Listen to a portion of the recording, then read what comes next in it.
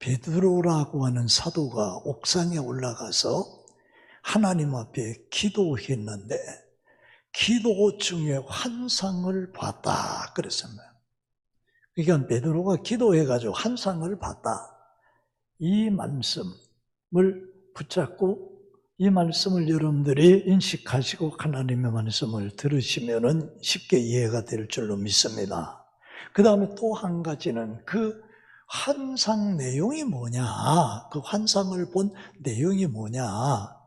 근데 하늘로부터 큰 보자기에 네 귀에 끈이 매여가지고 줄이 내려왔는데 보자기에 내려왔단 말이에요.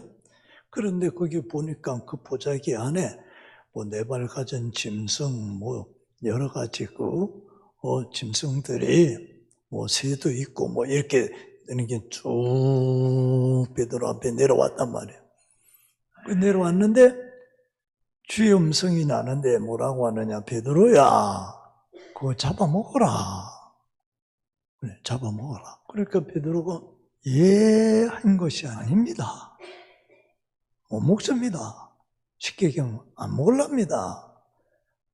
안 잡아먹으랍니다. 그래도 주님, 베드로야 잡아먹어라. 싫어요. 내가 왜 더러운 걸 잡아먹어요? 그러니까 마지막에 주님이 야, 내가 거룩하게 한 것을 네가 부정하다고 하느냐? 잡아먹어라. 그리고 이 보자기가 그만 하늘 쑥 올라가 버리고 말이야.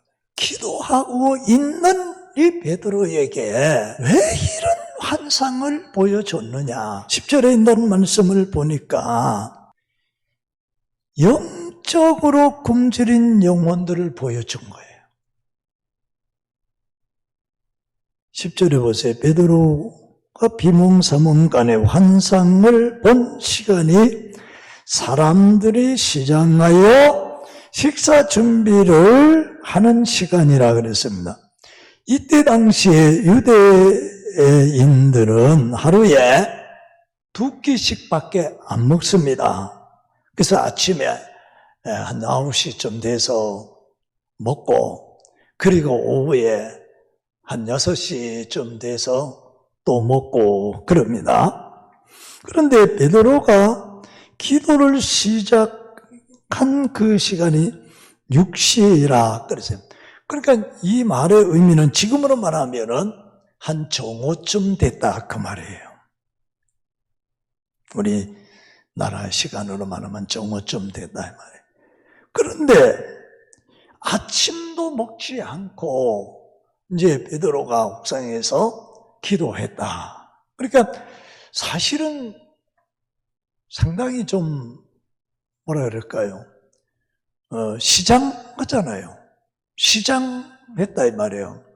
그런데 그 시장한 그 시간에, 배가 고픈 그 시간에 보자기로 내려와 가지고 그것을 잡아먹어라. 그 보자기에 있는 짐승과 새들과 기는 곤충들 이런 것을 잡아먹어라. 말에 무슨 의미가 있느냐 하면은 이 환상을 보여준 것은 물론 베드로에게 시장기도 있고 그렇지만은 그것보다 더 중요한 것이 이방 사람들의 영혼이 지금 이렇게 굶주리고 있다. 이방의 영혼들이 굶주리고 있다. 이것을 베드로에게 환상을 통해서 그것을 깨닫게 해주고 그것을 보게끔 만들어주는 내용입니다. 여러분들 있잖아요. 예수님을 잘 믿고 믿음으로 살고 십자가 은혜를 입고 구원을 받아서 영생을 얻어서 천국을 봐서 그리고 분명하게 확신해줘서 모르겠어요. 다른 분들은 모르지만 여기 서 있는 목사는요. 제가 영생을 알고 구원을 알고 천국을 알고 지옥을 알고 보니까 우리 아버지, 어머니, 우리 형제들의 영혼이 보이는 거예요. 예. 영혼이 보여요. 근데 그 영혼이 보이는데 어떻게 보이느냐? 유황불이 펄펄 끓는 지옥에서 살려달라고 아우성을 치는 모습으로 보여주더라 이 말이에요. 그러니까 그 굶주린 영혼, 한 번도 지금까지 태어나서 영혼의 양식을 공급받지 못해서 그 영혼이 죽어가고 그 영혼의 굶주림 속에 있는 그 영혼을 보여줘. 그러니까 제가 밤낮으로 기도할 수밖에 없죠. 시간만 있으면 하나님 앞에 기도할 수밖에 없잖아요. 하나님 아버지, 빨리 우리 아버지 어머니 영혼을 구원해 주세요. 그리고 우리 동생들 예수 믿게 해 주세요 하고 하나님 앞에 울면서 하나님 앞에 밤을 새면서 하나님 앞에 부르짖어 기도할 수밖에 없죠. 아니 보인다 이 말이에요. 유황불 속에서 살려달라고 하는 고함치는 소리가 들려온다. 펄펄 끓는 그 지옥불에서 살려달라고 외치는 소리가 들려온다 이 말이에요. 그 굶주린 영혼의 소리가 들려온다. 여러분들, 저만 그런 것이 아니고 영생을 얻고 구원을 받아서 천국을 알고 그 영혼의 구원을 하는 분들은 다 그럴 줄로 믿습니다. 할렐루야. 지금 베드로가 옥상에서 기도하고 있는데 그걸 보여준 거예요. 그 다음에 11절과 12절에 있는 말씀을 보니까 환상 중에 하늘에서 한 그릇이 내려오는 것을 보았다 그랬습니다. 이 말의 의미는, 이 말의 뜻은 다시 말하면 복음은 터부를 인정하지 않는다는 거예요, 여러분들요. 네. 다시 쉽게 말씀을 드리면은 이때 당시에 유대인 사람들은 이방 사람들을 어떻게 봤느냐? 저들은 지옥 될 겁니다. 저들은 지옥 갈 사람들이다. 그리고 저들은 구원이 없다. 저들은 저주받은 백성들이다. 저들에게는 하나님을 알 수가 없다. 그리고 하나님께 나올 수 없다. 성전 마당도 밟을 수 없다. 이런 선입관을 유대인들이 가지고 있잖아요. 그럼 베드로도 그런 생각을 가지고 있는 거예요. 그런데 하늘로부터 네 기회 보자기가 내려와서 끈이 달려있어 그 안에 있는 짐승과 부정한 짐승과 그리고 나는 새 기는 꽉 차 있는 것을 보여준 것은 베드로야, 동서남북 사방에 이 복음이 전파될 것이다. 그리고 동서남북 세계에 이 복음이 전해질 것이다. 이것을 보여준 내용의 말씀입니다. 네가 생각하고 있는 유대인들은 지옥될 감이 아니라 복음을 통해서, 예수를 통해서 구원받게 되어질 것이라고 하는 이 진리를 보여주는 내용의 말씀입니다. 그 안에 부정한 것은 이방 사람들을 가리키는 겁니다. 참, 이 유대인들은요, 이방인들을 아주 멸시했습니다. 저주했습니다. 말 그대로 저주받은 백성들이라 그랬습니다. 지옥될 감이라고 그랬습니다. 그래서 이 복음 앞에는 지옥 갈 사람도 없고 저주받을 사람도 없고, 그러니까 저주받은 사람이라 할지라도 지옥에 갈 사람이라 할지라도 이 복음이 딱 깨트려버린다 이 말이에요. 사상도 문화도 모든 유전도 모든 전통도 모든 잘못된 사고방식도 다 깨트려서 복음을 통해서 구원받고 예수 그리스도의 십자가의 죽으심과 부활을 통해서 다 하나님의 백성이 되고 성도가 되고 구원의 백성이 된다고 하는 이 엄청난 진리를 보여주는 내용의 말씀입니다. 여러분들 한번 생각해 보세요. 우리는 지금 기독교 2000년 역사 가운데 복음으로 새로워지고 복음을 통해 가지고 많이 깨닫게 됐으니까 사실은 별로 실감이 안 나겠지만은, 그러나 베드로가 지금 본 환상과 그때 상황의 사상과 문화와 그리고 그 사회의 제도나 모든 이런 것들을 볼 때는 이건 아주 백폭탄과 같은, 예?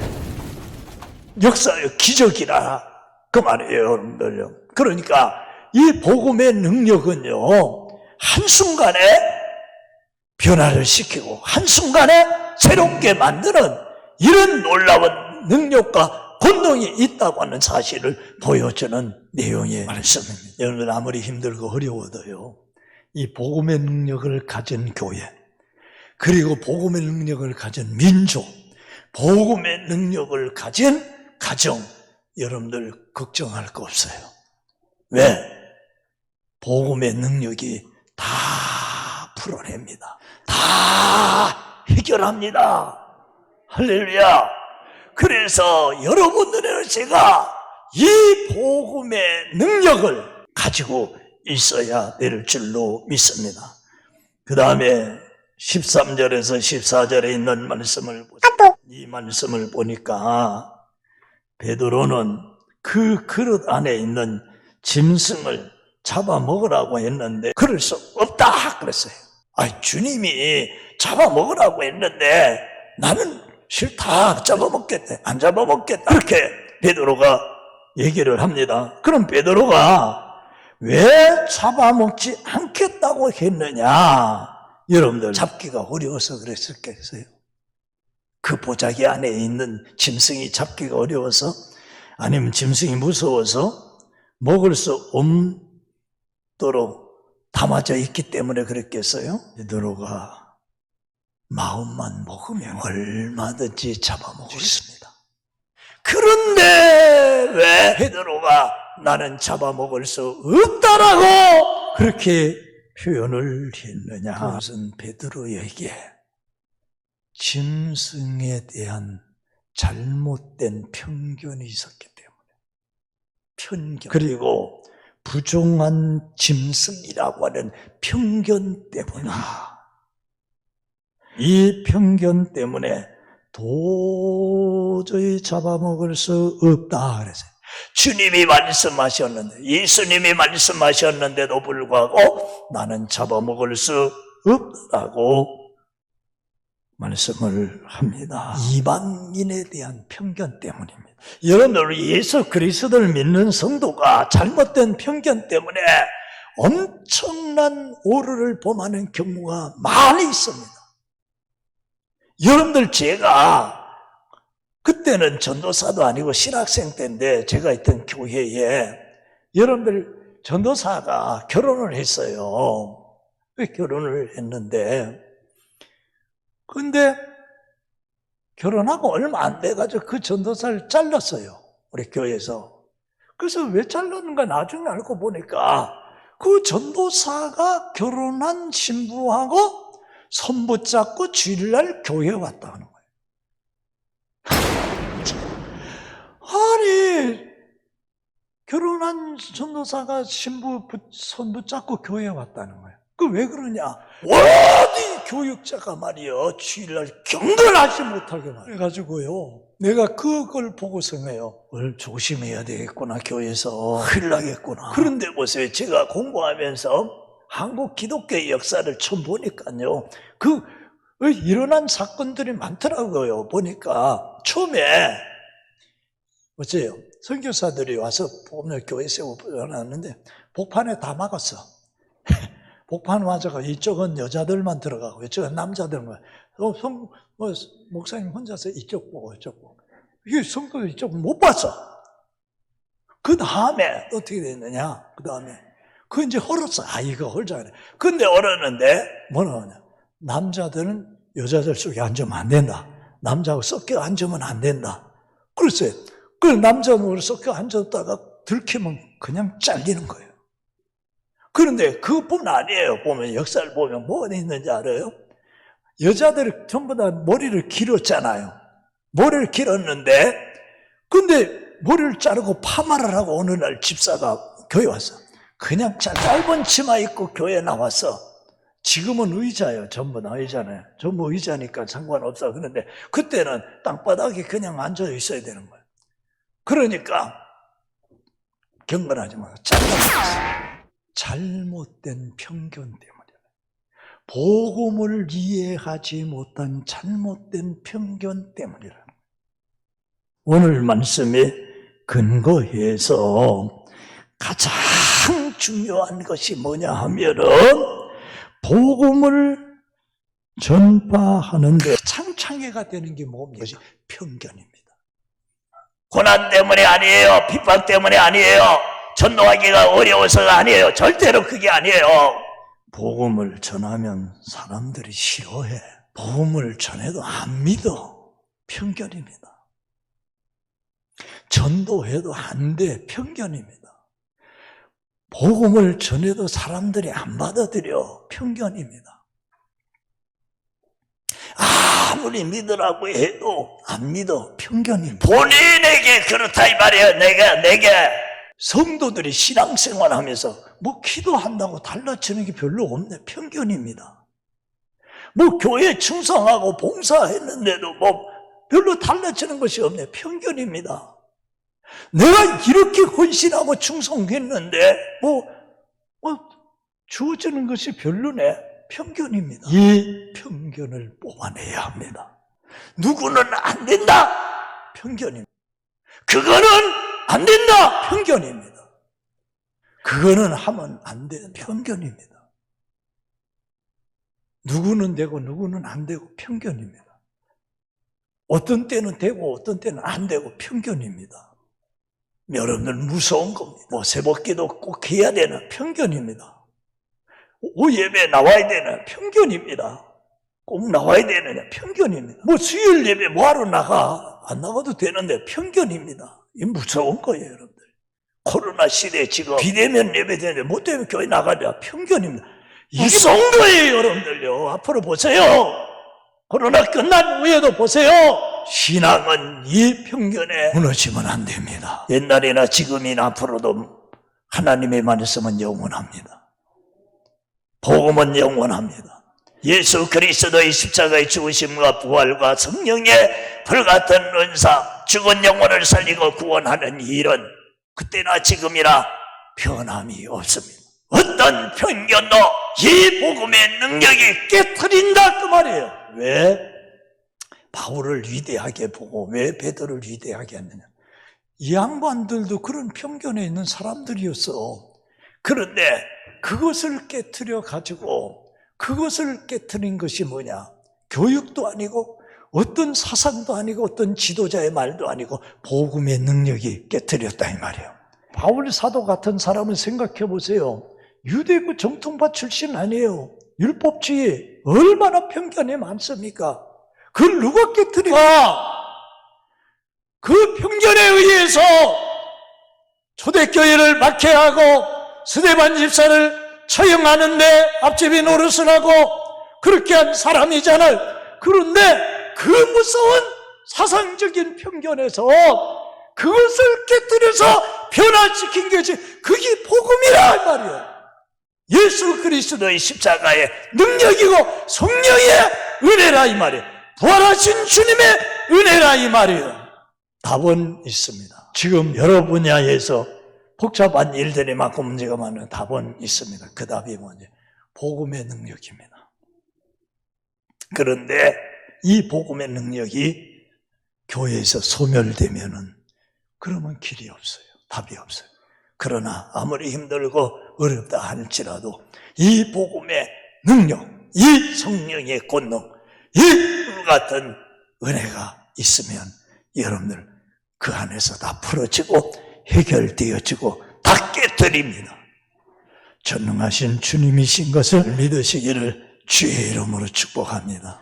나를 변화시키시고 우리 교회를 변화시키고 성도를 변화시키고 이 민족을 변화시키고 세계를 변화시키는 이 복음의 능력, 이거 붙잡고 여러분들 결판내야 됩니다. 이거 붙잡고 내 인생 하나님 앞에 결단해야 됩니다. 그럴 때 하나님의 은혜를 주시고 복을 주시고 하나님 채워주시고 죽은 자를 살리셨던 주님이 살려주시고 회복시켜 주시고 구원해 주시고 축복해 주실 줄로 믿습니다.